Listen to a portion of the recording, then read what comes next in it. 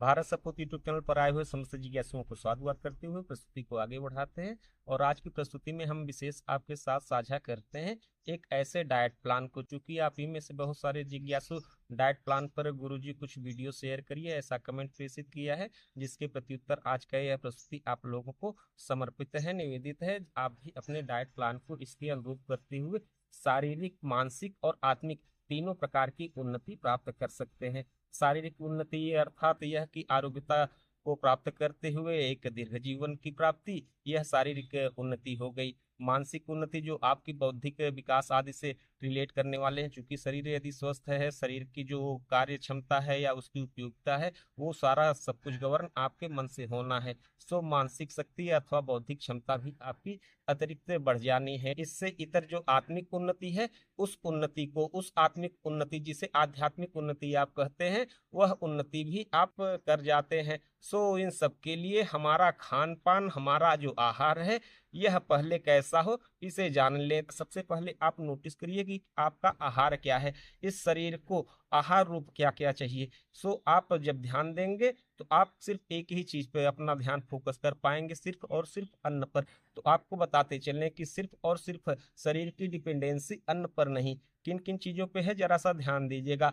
अन्न, जल, वायु, ये तो मुख्य है, सूर्य के प्रकाश आदि। ये चूंकि शरीर हमारा भीतर से ऊर्जा पिंड है, सो इस ऊर्जा पिंड को भीतर से आप नहीं समझ पा रहे हैं, सो यह शरीर रुग्णता आदि को प्राप्त होता हुआ मृत्यु को प्राप्त हो जाता है। सो हमारे बताए इस डाइट प्लान के अनुसार यदि आप अपना खान पान करते हैं तो सर्तिया आप निरोग रहते हुए एक दीर्घ जीवन प्राप्त कर सकते हैं। और आप में से ज्यादातर लोग जो यह कहते हैं, गुरुजी कोई एक ऐसा डाइट प्लान बताइए जिससे हमारे अभ्यास में कोई बाधा, कोई विघ्न न उत्पन्न हो, जिसका कोई साइड इफेक्ट हमारे शरीर पे न उत्पन्न हो, जिससे हम अभ्यास भी एक लंबे समय तक कर सकें। सो सर्वसाधारण आप इस नियम के अनुसार अपना खान पान करते हैं तो लाभ जो हमारे बताए अनुसार आपको प्राप्त होना ही होना है, इसमें आप संदेह न करें।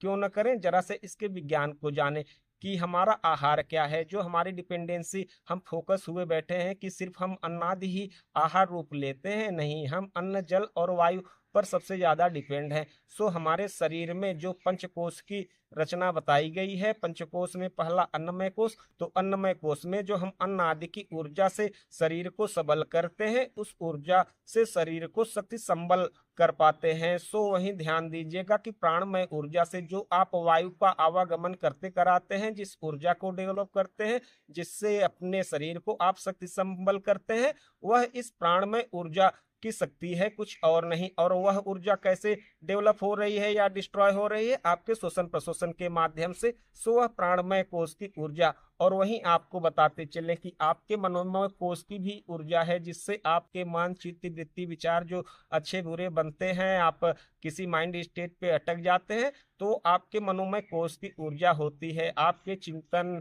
मनन अथवा आप कुछ अच्छा बुरा जो कुछ सुनते बोलते हैं, चर्चा करते हैं, उसके अनुसार आपके यह ऊर्जा दूषित हो जाते हैं और उनके नेचर आदि में भी बदलाव आ जाता है। सो उस मनोमय कोश की जो ऊर्जा है, उसको भी जैसे हम अन्न आदि से अन्नमय कोश की ऊर्जा को थोड़ा सा संतुलित कर सकते हैं, उसी प्रकार हम प्राणमय कोश की ऊर्जा को प्राण वायु से अर्थात श्वसन प्रश्वसन के माध्यम से उसे संतुलित कर सकते हैं। तो यही सवाल उठता है कि इस मनोमय, जिससे कि हमारा मन, मस्तिष्क, विचार, बौद्धिक क्षमता सब प्रभावित होता है, उसे कैसे संतुलित करें। तो उसे संतुलित करने के लिए जो हम जल का पान करते हैं, जल पीते हैं, उस पर डिपेंड होना पड़ेगा। आपको कोई हैरानी नहीं होनी चाहिए। जो ज्योतिष आदि में सुने होंगे कि चंद्रमा मन का स्वामी है, क्योंकि ज्योतिष भी योग का ही एक उपांग है, आयुर्वेद भी योग का ही एक उपांग है। सो आप इन बातों को ध्यान रखिएगा। तो आपको बताते चलें कि यह चंद्रमा जो मन का विषय है, और चंद्रमा ही रस, जल आदि का भी विषय है। सो आपके जो मनोमय कोश की ऊर्जा है, वह जल से ही प्रभावित होती है। उसमें जो संतुलन आ सकता है, वह जल के अभ्यास आदि से। सो इन सबका एक संतुलित जो एक सिस्टम होना चाहिए, एक डाइट होना चाहिए। ये चूंकि सबके सब हमारे आहार रूप हैं, इन पर हम निरंतर डिपेंड हैं। सो हमारे जो शारीरिक शक्ति है, मानसिक शक्ति है, आत्मिक शक्ति है, इन शक्तियों को ढंग से विकसित करने के लिए, उन्नत करने के लिए हमें निरंतर अपने खान पान पर बल देना चाहिए। तो आशा करते हैं कि आप हमारी बात को समझ पाए होंगे कि हमारे पंच कोशों में से जो अन्नमय कोश, प्राणमय कोश और मनोमय मनोमय कोष की ऊर्जा है, इनको यदि हम संतुलित कर दिए तो विज्ञानमय कोष और आनंदमय कोष की ऊर्जा स्वतः ही संतुलित हो जानी है। उस पर बहुत आपको फोकस नहीं करना है, बहुत कुछ करना नहीं पड़ेगा। सो अब हमारे अन्नमय कोष, प्राणमय कोष और मनोमय कोष की ऊर्जा कैसे संतुलित होगी, वह कौन सा खान पान है जिससे हम इसे संतुलित कर सके, चलिए अब उसे जानते हैं। तो एक सर्वसाधारण सा नियम है, आप उसे गांठ बांध लीजिए। वो क्या, चाहे कि आप अपनी क्षुधा की क्षमता को अंदाजा लगा लीजिए कि आपकी क्षुधा की क्षमता क्या है। अपनी क्षुधा की क्षमता को जानने के लिए एक दिन आप ढंग से ढेर सारा भोजन करिए, जितना आप ज्यादा से ज्यादा कर सकें। जब आपको ऐसा लगे कि एक भी निवाला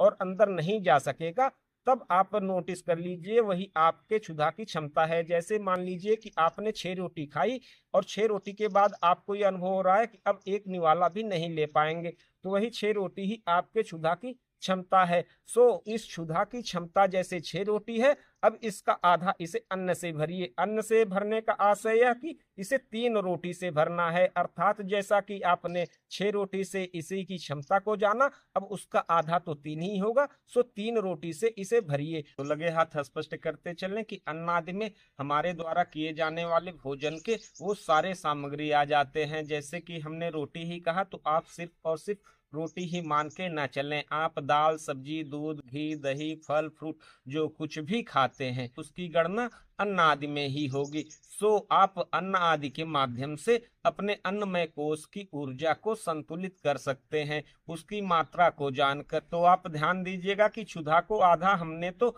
अन्न आदि से भर दिया, अब उसके बाद इसे जल और वायु से किस मात्रा में भरा जाए। सो क्षुधा का जो आधा शेष बचा हुआ भाग है, उस आधे का आधा इसे जल से भरना चाहिए। तदुपरांत जो शेष आधे का आधा चौथाई भाग बचा हुआ है, उसे वायु के संचार के लिए छोड़ देना चाहिए, खाली स्पेस। तो ध्यान दीजिएगा कि हमारे पंचकोश की जो ऊर्जा है वो हमारे द्वारा किए जाने वाले खान पान से प्रभावित ही होता है। सो हम अपने खान पान में यदि संतुलन बनाएं तो हमारे पंचकोश की ऊर्जा का संतुलन स्वतः ही हो जाएगा। सो इस संतुलन के परिणाम स्वरूप हमें जो स्वास्थ्य लाभ होगा हम दीर्घ जीवन भी प्राप्त कर लेंगे। सो आपके शारीरिक, मानसिक और आत्मिक उन्नति के लिए क्षुधा की क्षमता के अनुसार क्षुधा को अन्न से आधा, जल से आधे का आधा और जो बचा आधे का आधा उसे वायु के प्रसार करने के लिए छोड़ देना चाहिए। इस हिसाब से यदि आप अपना खान पान